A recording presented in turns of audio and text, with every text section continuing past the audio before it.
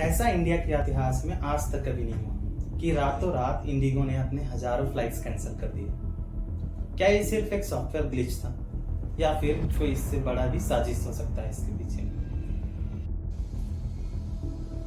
लेकिन ये कहानी आज की नहीं, 2 साल पहले की है। जब डीजीसीए को यानी कि हमारे गवर्नमेंट को पता चला कि सारी एयरलाइंस अपने क्रू मेंबर से ओवरवर्क करा रही थी, पायलट्स को 12 से 14 घंटे का फ्लाइट टाइम दे रही थी और केबिन क्रू को मिनिमम टाइम का रेस्ट मिल रहा था, जिसकी वजह से फटीग बहुत तेजी से बढ़ रहा था और रेड फ्लैग्स दिखने लगे थे। तो डीजीसीए ने एक डिसीजन लिया कि उन्होंने एक नियम लागू किया।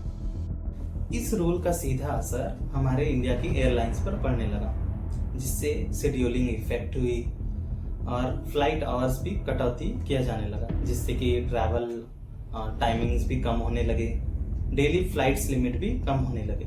लेकिन इंडिया के जितने भी छोटे एयरलाइंस थे उन्होंने इसको धीरे धीरे अडॉप्ट कर लिया। तब बारी आई इंडिगो की, जिसका मार्केट शेयर है 65%, जो कि 1800 से भी ज़्यादा फ्लाइट्स डेली उड़ाता था। यानी इतने फ्लाइट्स उड़ाने के लिए उनको पायलट्स भी हायर करने थे, केबिन क्रू भी हायर करने थे। उनको लगा कि ये 2 साल का टाइम भी बहुत कम टाइम है। तभी जाके उन्होंने ये स्टेप उठाया कि वो अपना हायरिंग प्रोसेस बहुत स्लो रखेंगे as comparison to other airlines. इसी दौरान एक और समस्या उनको नजर आने लगी।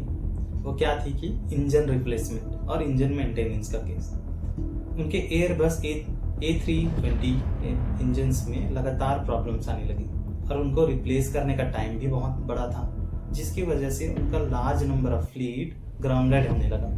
उनकी बहुत सारी प्लेन्स उड़ने के काबिल ही नहीं रहे, जिसकी वजह से बाकी जो फ्लाइट्स पायलट्स थे जो उन प्लेन्स में काम करते थे उनको किसी और प्लेन्स में भेजा गया। इसी मौके का फायदा उठाते विस्तारा, एयर इंडिया जैसे एयरलाइंस ने अपना मार्केट बढ़ाने की स्ट्रैटेजी शुरू की, जिसकी वजह से इंडिगो को अपना प्रेशर महसूस हुआ कि वो मार्केट की बादशाहत ना हार जाए। उनकी स्ट्रैटेजी बहुत सिंपल थी, जितने ज़्यादा हो सके मार्केट शेयर को कैप्चर करना, जितना ज़्यादा फ्लाइट हो सके उतना उड़ाना। लेकिन ये सब चीज़ें डीजीसीए नज़र रख रहा था। अब आता है 2024 में सरकार ने सारे एयरलाइंस पर सख्ती बढ़ाई।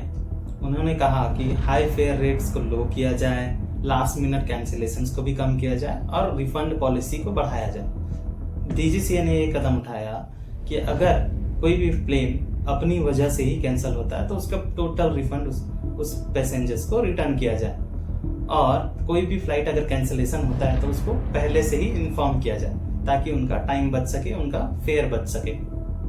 एयरलाइंस इस दबाव में आने लगे, लेकिन इंडिगो का कहना था कि आप हमसे कॉस्ट कम करने को कहते हो और ऊपर से रेगुलेशंस भी लगा रहे हो, तो ये दोनों एक साथ नहीं चल सकते।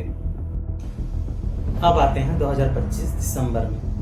यह सीजन होता है फेस्टिवल्स का, जिसमें लाखों लोग ट्रैवल भी करते हैं। लेकिन क्रू शॉर्टेज तो ऑलरेडी चल रहा था, बहुत सारे प्लेन्स ग्राउंडेड थे और बहुत सारे नए नियम भी लागू हो गए थे और हाई डिमांड्स भी था। इसकी वजह से इंडिगो का शेड्यूलिंग हाई इम्पैक्ट करने लगा और एक गलती ने पूरा मार्केट शेयर क्रैश कर दिया। हजारों फ्लाइट्स कैंसिल होने लगे और इसका फायदा अदर एयरलाइंस ने उठाया। उन्होंने अपने फेयर प्राइसेस 3 गुना से 5 गुना तक ज़्यादा कर दिए। जो फ्लाइट 5,000 या 10,000 में मिलता था वो अभी 50,000 60,000 में मिलने लगा। बस यहीं से शुरुआत हुआ मास कैंसिलेशंस का वेव। पायलट्स ड्यूटी आवर से बाहर हो गए, क्रू अनअवेलेबल था और इंडिगो का शेड्यूलिंग क्रैश हो गया। एयरक्राफ्ट रोटेशन टूट गया, thousands of stranded planes are there in the airport. Prices high sketch होने लगा, सोशल मीडिया में आउटरीच बढ़ने लगा। लोगों ने कहा क्यों सिर्फ इंडिगो को ही प्रॉब्लम हो रही है, बाकी एयरलाइंस तो बहुत आसानी से मैनेज कर रहा है। यहीं से ब्लैकमेल एंगल उठने लगा। इंडिगो ने कहा कि ऐसा नहीं हो सकता कि हमारा पूरा सारा फ्लाइट से कैंसिल हो और हम आपकी बात भी मानने लगे। इसी समय डीजीसीए ने दखल दिया। उन्होंने कहा कि इतनी सारी फ्लाइट्स कैंसिलेशन का रीजन क्या है।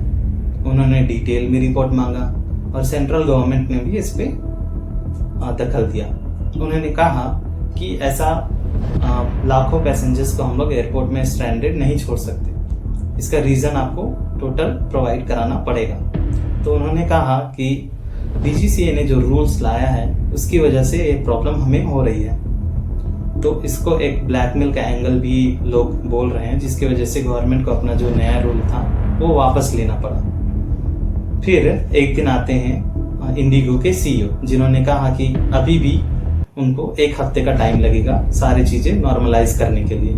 उन्होंने दिल से सॉरी भी बोला और बोला कि it will take at least 10 to 15 days to normalize everything. लेकिन आज भी हम देख सकते हैं कि बहुत सारे प्लेन्स कैंसल्ड चल रहे हैं और किसी में भी प्राइस का कैप नहीं है। जो चाहे वो प्राइसेस वो लगा रहे हैं और लाखों लोग ऑलरेडी अभी भी अपने डेस्टिनेशन में नहीं पहुंचे हैं। कई लोग तो ऐसे हैं जो लोग कोर्ट का रास्ता भी चूज कर रहे हैं, जो लोग जा रहे हैं कंज्यूमर फोरम भी जा रहे हैं।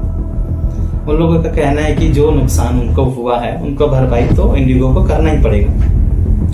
इसी समय गवर्नमेंट भी ऐलान कर देती है कि जितने लोगों का भी फ्लाइट कैंसिल हुआ है या डिलेड हुआ है उनको प्रॉपर तरीके से रिफंड दिया जाए विदाउट एनी डिडक्शन। तो लोग अब इसी इंतजार में बैठे हैं कि उनका प्राइसेस कब डिडक्ट होगा और कब वापस उनको मिलेगा।